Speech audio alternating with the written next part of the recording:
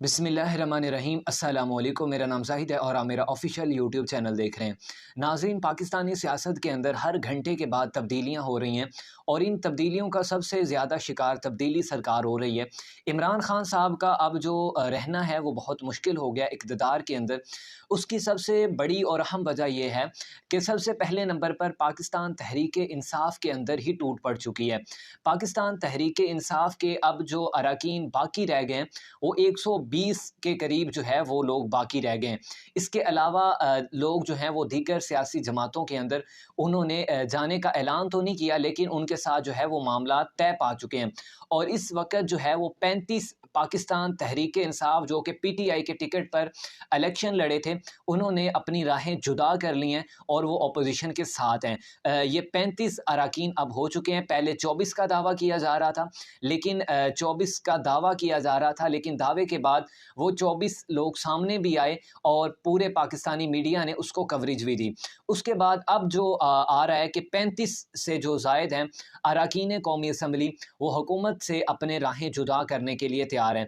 और दूसरे नंबर पर सबसे अहम और बड़ी बात यह है कि जो हुकूमत रेफरेंस लेकर गई है अदालत के अंदर, सदारती रेफरेंस जो कि 63A की तशरीह के लिए आइन के आर्टिकल 63A की तशरीह है, और जिस आर्टिकल की जो शिकें हैं आप अपनी स्क्रीन पर भी देख रहे हैं, इस आर्टिकल के अंदर कहीं भी ये नहीं लिखा हुआ कि अगर कोई शख्स जो है वो पार्टी पॉलिसी के ख़िलाफ़ वोट देता है तो उसको ताहियात नाहल या नहल किया जाएगा। ये एक बहुत अहम नुक्ता है। आइन के अंदर ऐसी कोई भी बात नहीं लिखी हुई, और अदालत जो है वो इस चीज़ की मजाज नहीं है कि वो जो चीज़ आइन के अंदर ना हो उस पर फैसला दे दे। अब आप देखें कि आइन का जो आर्टिकल 63A है, उस आइन के अंदर नाहली का तो जिक्र ही नहीं है। उस आइन के अंदर ये है कि अगर कोई मेंबर जो कि जमात के टिकट के ऊपर इलेक्शन लड़ा और उसने असम्बली के अंदर जमात के ख़िलाफ़ वोट दे दिया, तो उस शख्स का जो वोट है वो भी कास्ट किया जाएगा, और फिर जो पार्टी के सरबराह हैं वो उस शख्स की जो रुकनीयत है वो मुअत्तल कर सकते हैं। लेकिन नाहली का इसमें दूर दूर तक किसी किस्म का कोई भी जिक्र नहीं है, और जो चीज़ आइन के अंदर मौजूद ही नहीं है तो अदालत कैसे किसी भी आइन के अंदर जो बात मौजूद ही नहीं है वो कैसे अदालत उसको ऐड कर सकती है। और तीसरी अहम जो बात ये है कि MQM के साथ मौलाना फजलुर रहमान साहब ने मुलाकात की है, और उस मुलाकात के बाद आप उस प्रेस कॉन्फ्रेंस को एक दफ़ा सुन लें और एक एक लफ्ज़ के ऊपर गौर कर लें तो आपको पता चल जाएगा कि जो MQM पाकिस्तान है वो अब हुकूमत से अलहदा हो चुकी है। अब उनके बयानात से ये तो ज़रूर लग रहा है कि वो हुकूमत से जुदा हो चुके हैं, लेकिन अपोजिशन के अंदर जाने का और अपोजिशन की सपोर्ट करने का जो है वो कब तक ऐलान करेंगे।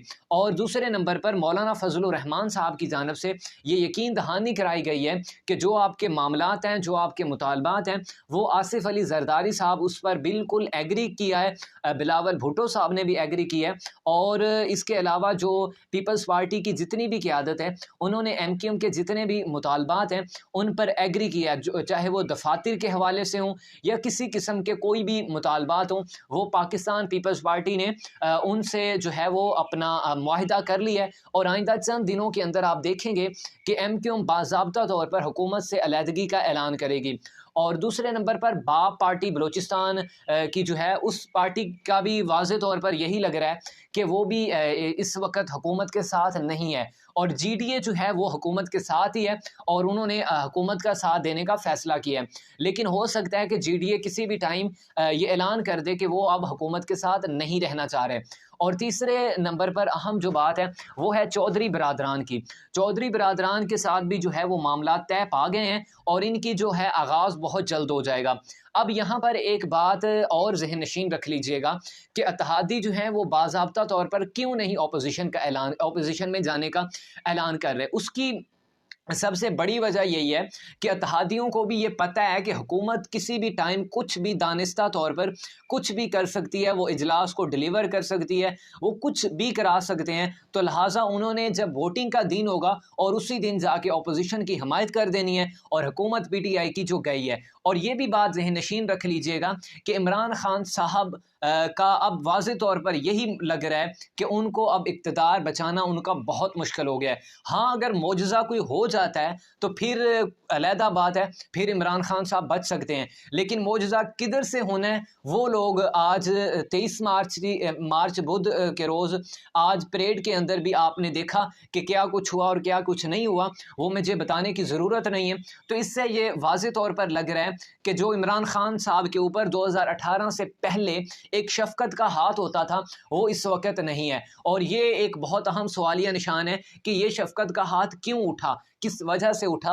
اور ایک اہم بات یہاں پر ذہن نشین رکھ لیجئے گا کہ اپریل کے اندر جو ہے وہ اجلاس بلایا جائے گا اور اپریل کے اندر ہی ووٹنگ ہوگی۔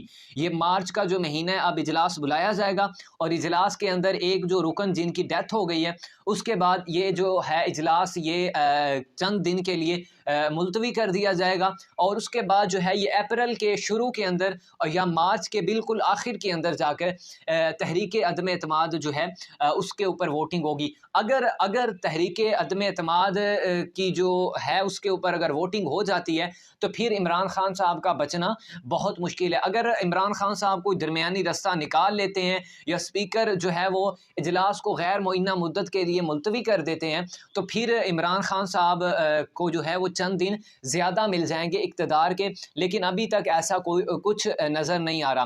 ملتے ہیں نیو ویڈیو کے ساتھ، تب تک کے لیے اللہ حافظ۔